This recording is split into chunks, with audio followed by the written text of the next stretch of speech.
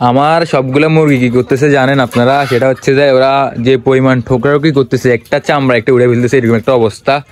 মানে প্রত্যেকটা মুরগির এরকম একটা অবস্থা, একদম মানে কি বলবো আপনাদেরকে দেখাই আমি একটু। সেটা হচ্ছে যে আমার যে পিছনের যে পালকগুলো, এই পালকগুলোও খেয়ে ফেলতেছে, একটা পালক একটা খেয়ে ফেলতেছে, এরকম একটা অবস্থা।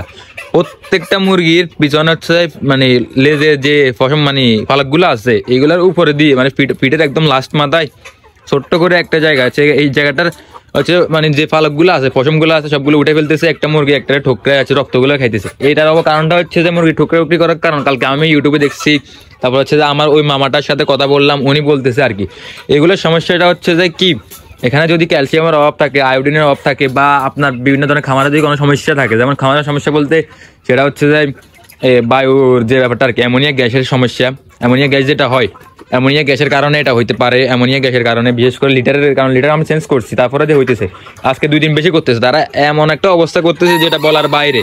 মানে কি বলবো না, কালকে আমরা 2-3টারে মানে আলাদা করে ফেলছি, আলাদা করে হলুদের গুঁড়াগুলো আছে না ওইগুলো লাগাই দিয়েছিলাম। তারপর হচ্ছে আজকে মেডিসিন দিয়েছি, যেমন হচ্ছে পানির সাথে লবণ মিক্স করে দিয়েছি, যদি আয়োডিনের অভাব থাকে তাহলে হচ্ছে লবণ দিয়েছি।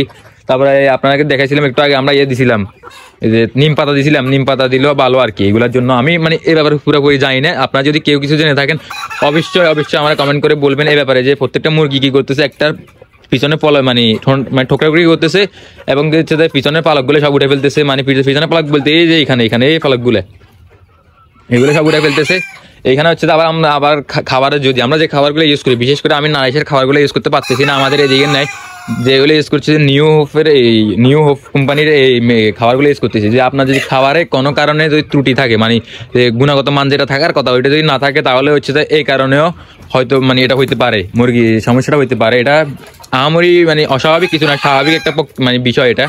তারপরে এটা থেকে দূরত্ব করতে হবে, কারণ নাহলে হচ্ছে প্রত্যেকটা মুরগির এভাবে হইতে থাকলে তাহলে হচ্ছে ইনফেকশন হয়ে যাবে। বেশিরভাগ মুরগির সমস্যাটা হচ্ছে হইতেছে আর কি, অনেকগুলো মুরগি মানে ঠোকরাঠুকি করতেছে, তারা একটা রক্ত আরেকটা খেয়ে ফেলতেছে, এরকম একটা অবস্থা আর কি।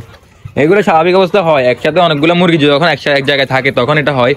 তো এই হচ্ছে পরিস্থিতি আর কি। তারপরে আমি মেডিসিনগুলো ইউজ করছি, আবার তো এমনিতে কোনো মেডিসিন ইউজ করতেছি না, শুধু হচ্ছে ন্যাচারালি যেগুলো আছে লবণ ইউজ করতেছি। তারপর হচ্ছে যাই নিম পাতা দিছিলাম, তারপরে বিকেল একটু জিঙ্ক দিব, জিঙ্কের অভাবেও এরকম হইতে পারে, যে ক্যালসিয়ামের ঘাটতি মানে যদি অভাব থাকে তাহলে এরকম করে।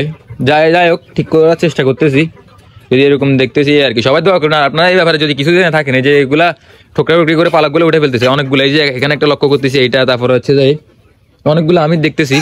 তো আপনারা যদি এই ব্যাপারে কেউ যদি কিছু জেনে থাকেন অবশ্যই অবশ্যই আমার একটু কমেন্ট করে বলবেন, বা আমার ইনবক্সে মেসেজ দিয়ে বলবেন। আমি যেহেতু নতুন, অনেক কিছু জানি না, অনেক কিছু শিকার আছে, অনেক কিছু শিখতে হবে, যেমন একটা নতুন নতুন অভিজ্ঞতা হইতেছে এই আর কি। তো ঠিক আছে, ভালো থাকবেন সবাই। যে দেখতেছেন এখনো ঠোকরাঠুকরি করতেছে, তো আপনারা আমি বলবো সবাই হচ্ছে একটু দয়া করে আমার কমেন্ট করে জানাবেন আর কি। ধন্যবাদ সবাইকে, আল্লাহ হাফেজ।